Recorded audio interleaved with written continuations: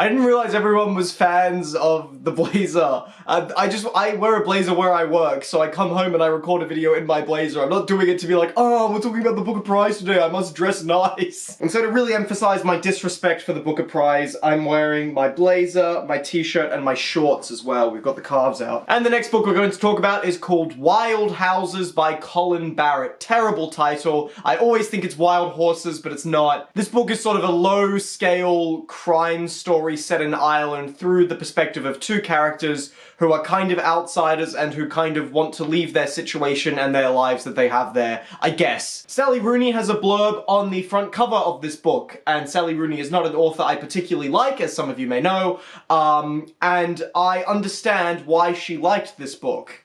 Sally Rooney, I believe, is an editor for a magazine, and that would include short stories, so she probably has to read hundreds of short stories. And Wild Houses has the sentence-to-sentence precision of a short story, but is also saying about as much as a short story as well. Although, having said that, saying as much as a short story is automatically more than 3 of the books on this long list, at least. I can attribute every issue in this book to it being the debut novel of a short story writer, which sounds very snooty of me to be like, oh yes, this is simply a debut and these are all the issues I have with it, oh yes, no. But with a debut novel, the connections between different types of writing aren't super smooth. There are transitions between character writing and descriptive writing, like the moment when Nicky is walking home from a party, and the split between the two was quite jagged and made the descriptive section feel quite unnecessary. If the author wanted to be consistent between the 2 locations in that chapter, Nicky could have just appeared at the next location after a time jump or something like that. We didn't need the descriptive stuff in the middle, but the author wanted to put that in there to kind of show off a different type of writing. None of it is bad, it's just rough, like the connections are rough. He's making the character do a certain thing and then drawing it out to show off in a way that feels kind of out of whack with what the rest of the chapter is doing. There were also moments in the book that I really didn't like where a character would say a thing and then the author, acting as a narrator, would explain why the character said the thing, which is never a detail that you need. It's not only never necessary, but it's also a detail I immediately ignore and or forget. An example of that is the first chapter with Cillian. Cillian says something sort of mean and sardonic, and then the narrator felt the need to say, everything to him was sourly amusing and fleeting, there to be derided and dispensed with. He's acted as if he thought that way throughout that chapter up to that point, so we don't need someone to confirm that for us. And this is a trend I see with debut writers, specifically. Just remove it. Whenever an author says, this character felt this way while they spoke, is anybody paying attention? We could just see the character say the thing, and then you can describe, like, their actions, or, like, maybe they turned away a certain way.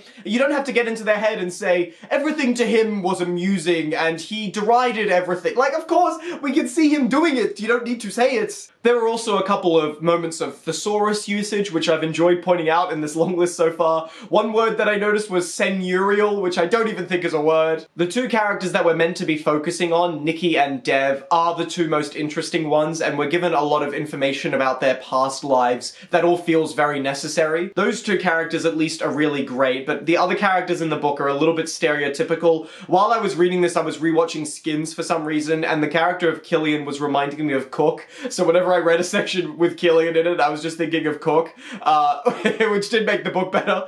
Hey, look what I made. Cake, top man, fucking top. It's double chocolate chip cookie. Cheers, girl.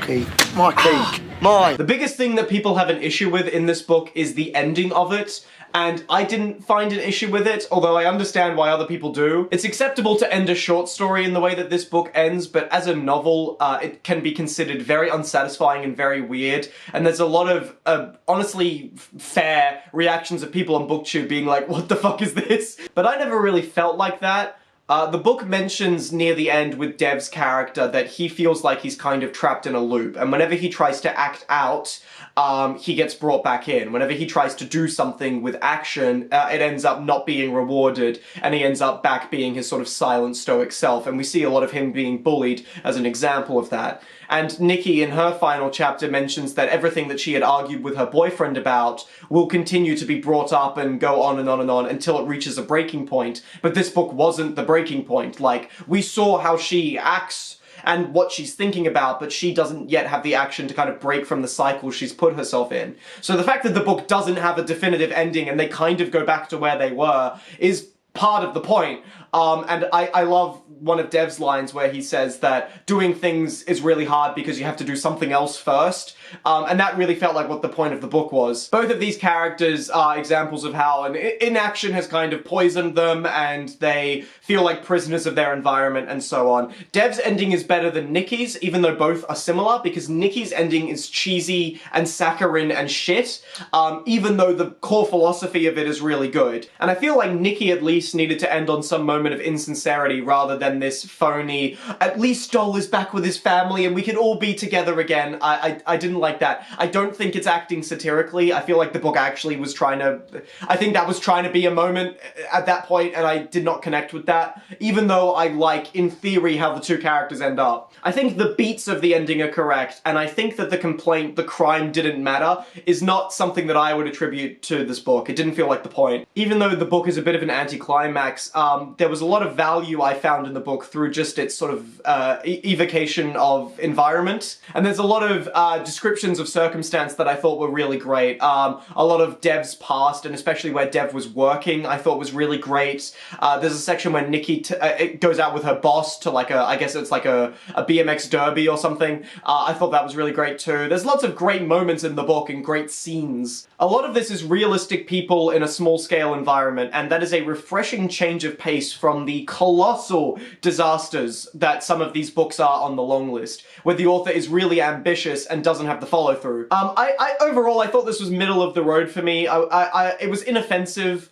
Some of it was very good, but it didn't really move the needle for me. Ultimately, even though I liked the choices and I liked some of the writing, it felt like the difference between this novel and the short story version of the same novel was just more of the same. But there were a couple of moments that appealed to the Australian market.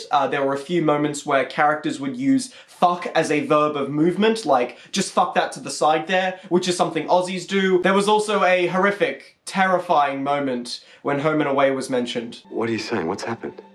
I'm sorry, mate, but Hannah died.